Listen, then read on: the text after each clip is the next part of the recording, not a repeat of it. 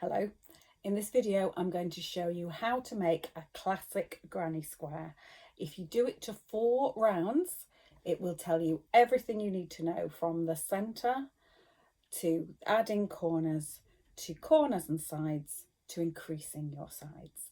You can use any yarn that you like, but when you're first learning, it definitely helps to use a different colour for each round. It's much easier. So if you're not familiar with chain and treble, nip on to the other videos.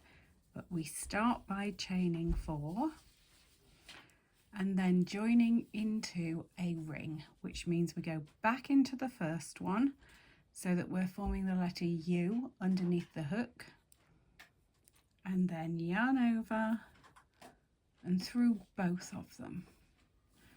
I always recommend that you put your finger now into that hole so that you don't accidentally mix it up with the other hole, which is smaller underneath. So we're going to be creating round 1. So the first thing, whether we're right or left-handed, is to chain 3, and that chain 3 counts as your first treble. Now if you're right-handed, you're now going to be creating the 2 trebles on the left-hand side and going around anti-clockwise. If you're left-handed, you're going to be going around clockwise and creating the 2 trebles on the right-hand side. So we're going to do 2 trebles. Remember, if you don't know what a treble is, go on to the other videos. So we're going to create 2 trebles. And don't forget to slide them up against each other. So just pull them up against each other. And now we have a group of 3. 1, 2, 3. The first one was chain 3. And now chain 2. That's your first corner. From now on, the trebles are going to be in groups of 3. 1, 2, 3. And then chain 2. And we're going to continue that around so that we've got 3 trebles, chain 2, 3 trebles, chain 2, 3 trebles, chain 2, 3 trebles, chain 2. When you've slipped them to join and you pull them like that, you should be able to see 3 clear stitches. Don't worry if one of the stitches is a little untidy, because that's the chain 3, but we should see 4 corners where my fingers are, with 3 stitches in between. So we're going to slip stitch to join, everyone's nemesis. This is the top of the first treble, where you can see a nice easy one to go into with 2 loops. We're going to the stitch before that. So it's the top of the chain 3. And when you go in, you're going to make sure that you catch 2 bits of yarn. When you raise that up, you need to feel some resistance. If you accidentally only go into one and you raise it up, you'll get that big loose loop there, and that is wrong. We don't want that. Go in a little lower, yarn over, through and through again. You're going to cut that yarn, and then do not forget this bit. Yarn over and pull it all the way through, and then sew in your ends. Round 1 done. So we're going to go round 2, and round 2 involves changing colour, which is a lot easier to change colour, and then you'll know where the round finishes. So we're going to introduce blue, and we're going to find a corner. So if you are right-handed, you are going to be joining in the left-hand one of the 2 chains. If you're left-handed, it's going to be the right-hand one of the 2 chains. I'm right-handed, so I'm finding my chains, and I'm not going in that big hole, and I'm not going in the first treble, I'm going in the chain. And just like with the slip knot, we need to get 2 parts of it and feel that resistance. Now put your new yarn over and gently pull through, gently, so that the new colour is on the hook, but you are still holding the yarn behind. Now we're going to chain 3, and we're going to use both bits of yarn for the chain 3.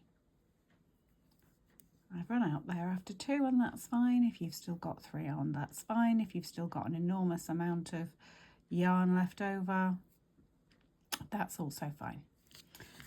If you're right-handed, you're now going to put your 2 trebles on that side.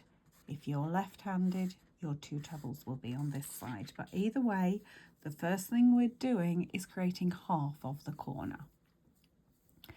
So we're doing half a corner first, and those 2 trebles have just gone into that same hole.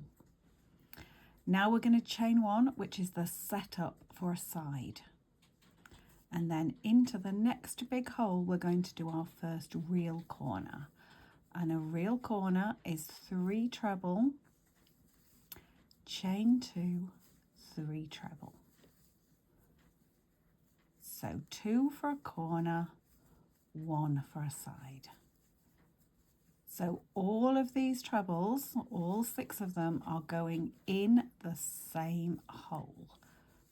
So this is what a real first corner should look like. That's only half a corner, 3 treble, chain 2, 3 treble. We're then going to do chain 1 for the side and then jump into the next corner. And what we will get is this, so that we have 3 treble, chain 2, 3 treble for a corner, chain 1 for a side. We're not putting corners all over. 1 here, 2 here, 4 corners. And that's round 2. Now in round 3, we're going to join the same way, and we're going to have a corner and a side this time. So we're going to go to joining in that corner again. You can alternate your colours like this, or you can have a brand new colour. It's up to you. Just think about the design of the project you're doing. Now, you can join in a corner or a side, but I'm going to do the same thing I did last time and join and create half a corner first. You can, if you're more confident, you can join wherever you want to. If you're doing it for the first time, we'll do the same thing we did last time. So we'll do half of the corner, and I am working around anti-clockwise because I'm right-handed. You would be coming around clockwise if you were left-handed. And you're going to do chain 1, but now we have another hole. So this is the corner hole, and we need to do this one. And in there is going to go 1 set of 3 trebles, because a side is just 1 set of them. Just 1 lot of 3 trebles, chain 1, and then we're going to go into the corner. So what you're doing is you're going to have your corner, chain 1, 1 set of 3, chain 1, and then a proper corner, and then the same round and slip stitch to join just as before. Sew in your ends, don't leave them dangling down. So while we're doing this, we're working the actual round and the setup for the next round. So when we've done round 3, we would then come to round 4. And in round 4, which is the pink round in here, we are now going to have 2 sections in the side. So the corners are staying the same. Our corners will always be 3 treble, chain 2, 3 treble, 3 treble, chain 2, 3 treble, 3 treble, chain 2, 3 treble, however big the square gets, but the sides will get bigger. 1, 2, and then in the next round there's going to be 3 holes, 4, 5, 6. It's much easier to change colour to start with, although you absolutely can do a 1 colour granny square, but to start with, you know where you're starting and where you're finishing if you change colour. Also be careful that you don't flip it over. There is a right and wrong side. So this is the right side and this is the wrong side. It's bumpier on the back. So just don't flip, keep it so that it's always the same like that. And the first stitch will always be chain 3.